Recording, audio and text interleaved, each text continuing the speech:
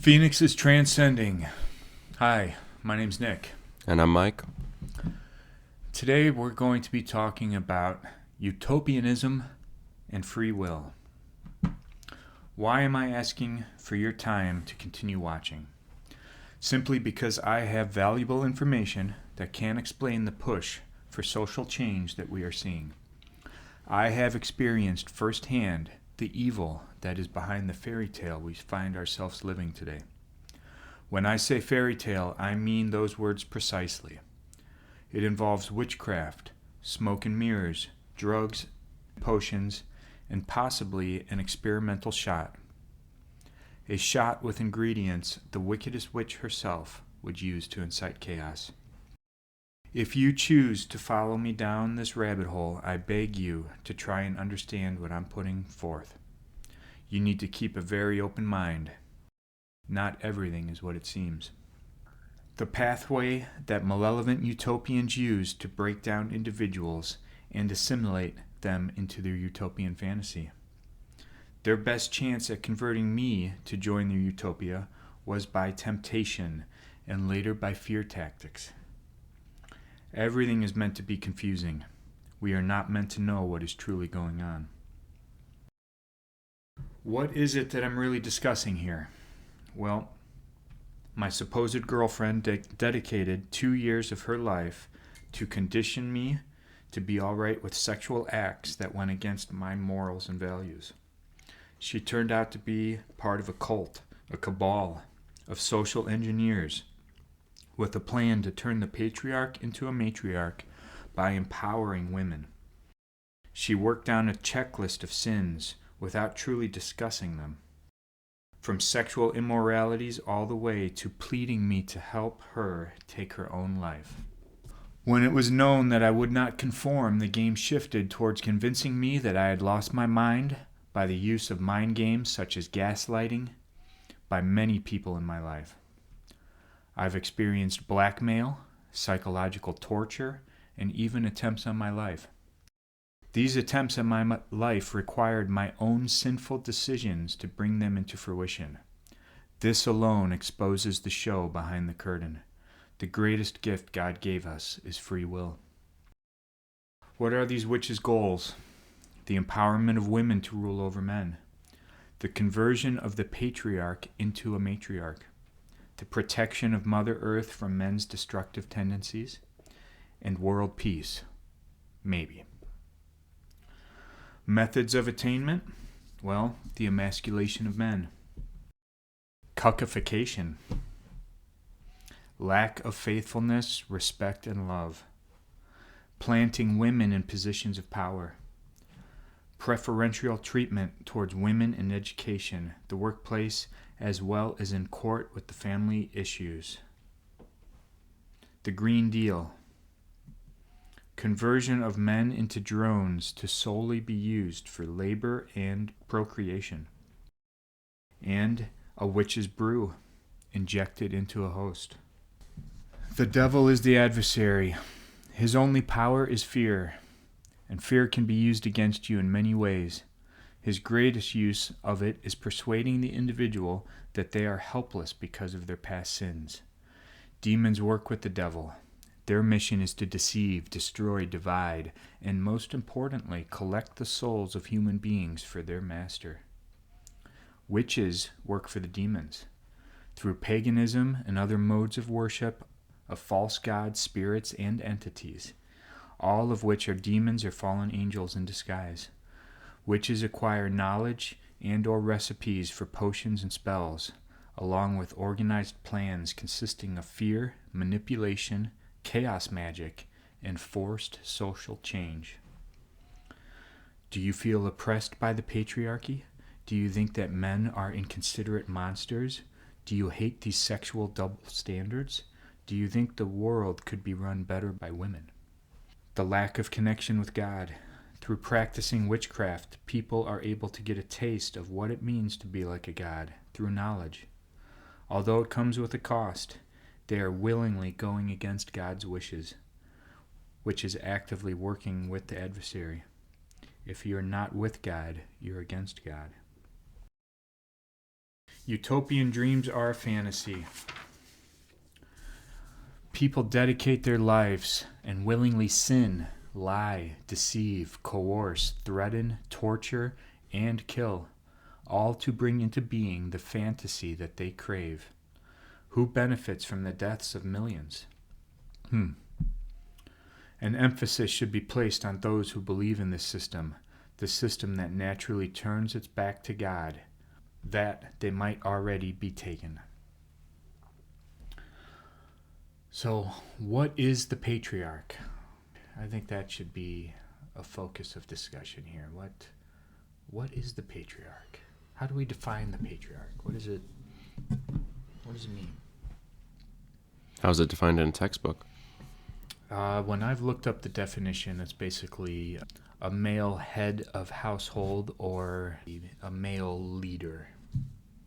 But can we take? We don't hear it used just as a household term anymore. We hear it a lot more grandiose, a lot more like there's a patriarch in society or something along those lines. The oppressive patriarch, the toxic masculine oppressive patriarch is kind of. No, that's a mouthful. That's a mouthful. That's. But what does it really mean? I think it really is best understood when thinking of a triangle and the hierarchies working their way up a triangle, and the patriarch being basically God the Father at the top of the triangle. I think that's really what it boils down to. Is even the Declaration of Independence, all of these founding documents, everything our founding fathers wrote and created, all has man under God. In God we trust. In God we trust, yes, exactly. So, what would it mean to turn the patriarch into a matriarch then? Well, it most certainly would mean that, for one, women would be empowered over men. That's just a given. I don't think anyone denies that. That would mean that a woman would be put in charge of man, possibly as leaders and dictators. And if we were to take it even higher up the triangle there, it would actually mean, I believe, the removal of God the Father from the top of the triangle, possibly replaced by some sort of female goddess. I mean, you hear it sung about all the time, right? Yeah, what is it sung? I think Ariana Grande, I believe. God is a woman. God right? is a woman. Yeah, you definitely hear a lot of that lately. Seems just in the past couple years, there's an awful lot of talk about, is God a woman? Well, it seems to be what's being pushed for pretty hard right now. And I don't think there's any coincidence in my lived experience with my ex and other people around me, all trying to persuade me, to trick me, tempt me, coerce me into doing things. And at the center of that was most certainly me empowering my ex to the level of her basically being able to do anything she wanted and me being okay with it. She could cheat on me. I should be all right with that. She could not just cheat on me, she should be able to do it in front of me, and I should be able to enjoy it, because that's, if I wanted to be with her, then that's just something I should put up with. The absolute empowerment. You should just be thankful she's even with you. Exactly. That was basically what I was being coached into believing by society around me, even a lot of songs on the radio. When I was watching pornography, that was being pushed pretty hard through pornography. Everywhere around us, it seems like that is the narrative that's being pushed, and I've come to realize that is being pushed for a reason. This is a large-scale social engineering project that is the pathway that these women have, this cabal of witches. I know this because of all the witchcraft that was used on me, against me. No other way to describe it. This is their plan through use of social engineering, witchcraft, sex, which, how do you usually get a man to go along with things? You tempt him and persuade him by use of sex. What does it all mean? Well, it was evil to the core. There is nothing about it that is good, I'll tell you that. If it's based in lies, deception, betrayal, coercion, chaos, psychological warfare, attempts on my life, there's not one single thing that's good about that. I don't like any of it, and I don't think that knowing what I went through, I don't think there's any possible way that it's just a peaceful move for this grab of power. This is most certainly something much, much different than that. And why do I even talk about it? Why am I obsessed about this like I am? Because I feel that since I slipped through the cracks, I felt all kinds of hate from many, many people, mostly women, that have expressed their distaste towards me and towards the fact that I know more than I should, and I'm pretty vocal about expressing it because I feel this is very important stuff that not just men, but women also need to understand, because this is a push for complete social change, and it's not talked about. We don't know what exactly they are going for. I don't know. It's not like this is an idea that's being voted in.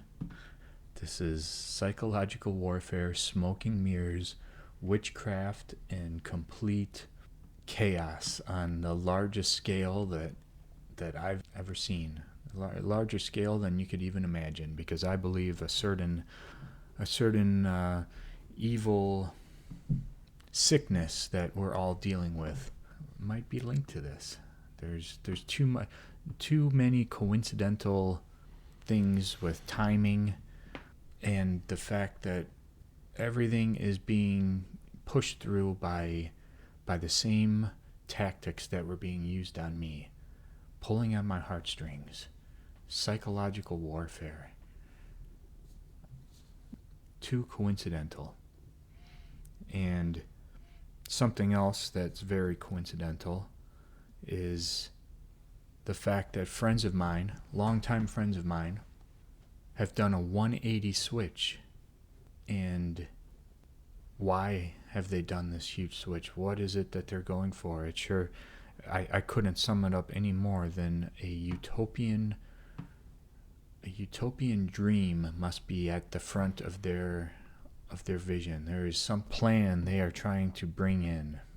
It can't be talked about. It can't be discussed. It's a big secret.